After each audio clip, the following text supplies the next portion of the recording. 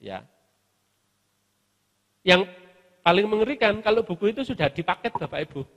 Jadi bukunya Bapak Ibu, buku kita itu 3 buku dijadikan 1, dikasih plastik yang di apa Bu?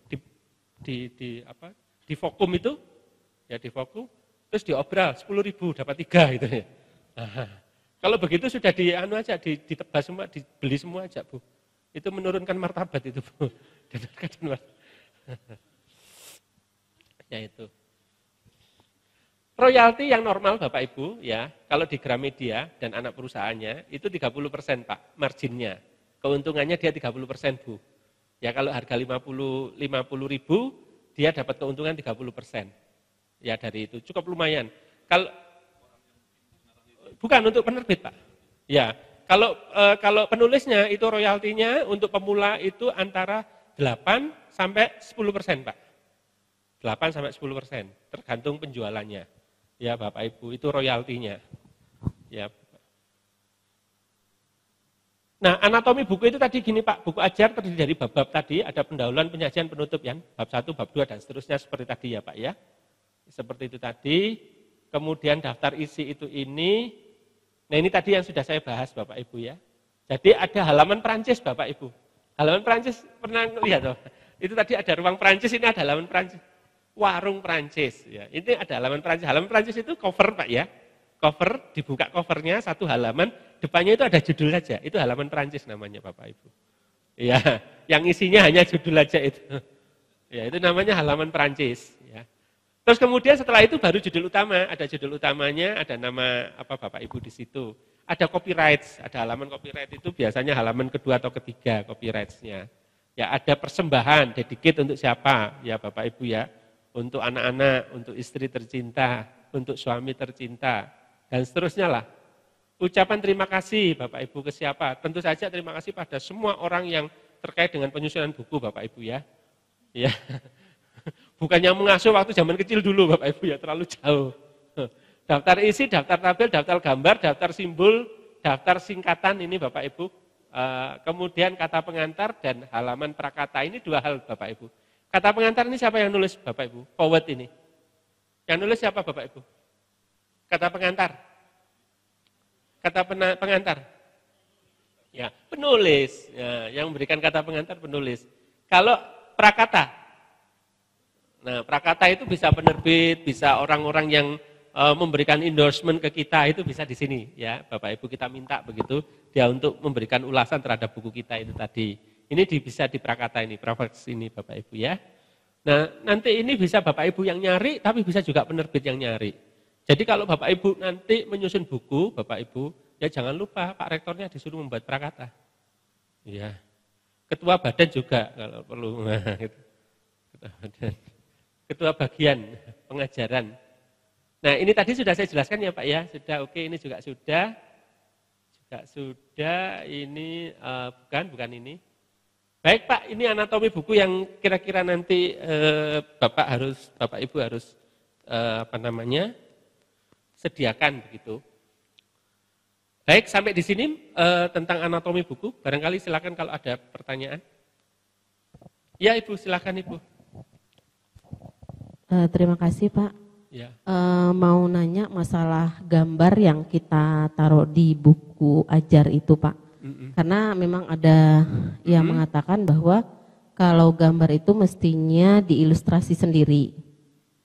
Nah kalau misalnya kutipan itu gimana Pak? Kutipan kita ngambil di internet. Ya, ya. Kan banyak gambar seperti tadi buku. Ya. Itu. Ya Bu. Maksudnya ini ya Ibu ya. Sebentar saya carikan ya Bu ya. Ya. Ini tak Bu. Ini maksudnya itu. Ya, gambar-gambar seperti itu. Maksudnya apa Bu? Pertanyaannya? Pertanyaan saya gini, sebaiknya mana yang kita gunakan supaya itu tidak seperti mengutip saja, ataukah kita harus mengambil yang dari internet, tetap kita buatkan bahwa gambar ini diambil dari sini, atau kita ilustrasi sendiri? Ya. Jadi pilihan pertama adalah kalau gambar itu bisa kita buat sendiri, kita produksi sendiri Bu. Ya kalau gambar sepeda gini masa enggak bisa, mesti bisa lah. Kita cari sepeda, kita foto begitu ya Bu ya. Enggak perlu cari-cari. Itu ada mahasiswa saya Bu, penelitian tentang ini Bu, buah kul Bu. Kul itu bagaimana dia harus memberikan perawatannya supaya dia tumbuh menjadi produktif. Itu loh ngambilnya dari internet. Saya bilang lah, cool aja kok dari internet. Ya kamu datang ke pasar situ, kamu ambil foto kan sudah tidak perlu diambil dari sumber kan, ya ngambil sendiri. Oh, coolnya sama aja kok gitu ya. Jadi kalau selama bisa diproduksi sendiri, produksi sendiri Bu. Tapi kalau gambar itu memang tidak, kita harus ambil dari tempat lain. Misalnya gambar otak itu Bu ya, gambar otak tadi itu ya. Kita tidak mungkin memproduksi sendiri, kita pasti cari di internet. Lah itu sebutkan sumbernya Bu. Ya karena gambar otak itu ada yang bisa kita ambil dari internet dengan free, tapi ada juga yang berbayar. Ya gambar otak itu. Ada juga yang berbayar, kita harus berbayar masuk. Ya kalau teman-teman dari Fakultas Kedokteran pasti ngambil gambar-gambar yang berbayar Bu.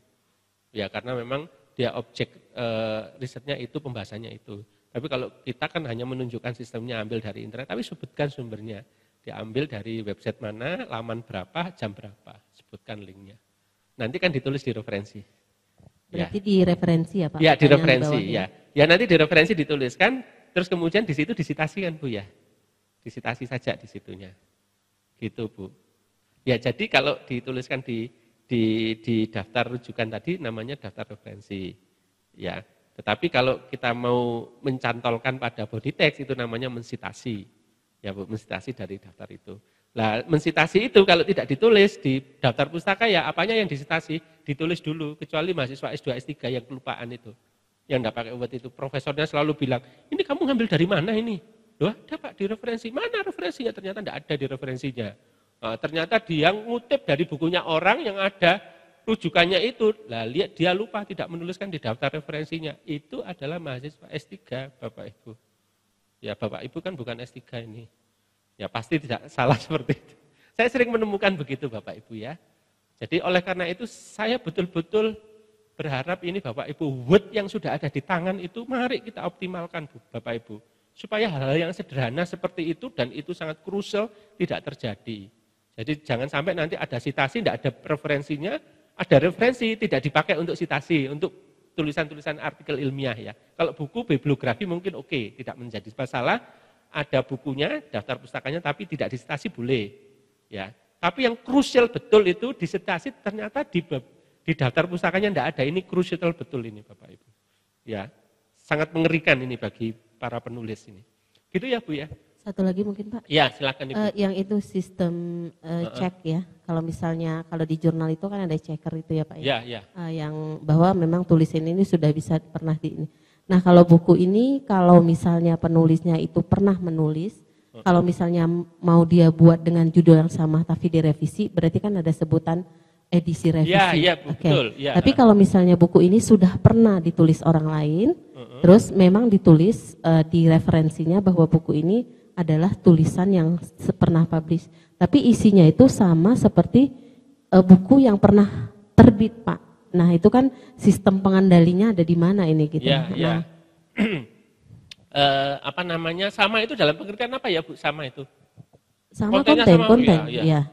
Ya, saya pernah membaca sebuah buku ya Bu ya. Judulnya adalah Structure Equation Modeling. Ini teman-teman manajemen pasti ada itu. Dan yang Sam. Ini ada satu bab itu yang sama persis antara buku ini dengan buku ini. Saya temukan ini. Ya, pengendalinya di mana ini penting ini Bapak Ibu ya. Pasti kalau buku sejenis ini Bapak Ibu akan bermasalah Bapak Ibu ya. Kalau Bapak Ibu gunakan untuk kenaikan pangkat. Pasti kena Bapak Ibu. Ya, pasti kena aturan plagiasi. Ya, tetapi karena buku itu dijual di masyarakat dan dia sudah memenuhi kriteria itu tadi bahwasanya bab ini diambil dari buku ini sudah aman dia, Bu. Tapi tetap saja kalau digunakan untuk kenaikan pangkat Ibu akan kena ini. Ya kita akan kena ya kalau menggunakan teknik seperti ini. Satu bab sama, begitu. Apalagi satu buku sama, Bu. Tapi enggak mungkin lah satu buku sama. Itu kan sama dengan saya dulu sekolah di Bandung, Bu itu. Ya di Bandung itu saya beli buku Pak model control system itu fotokopi di Dunia Baru ya Pak ya.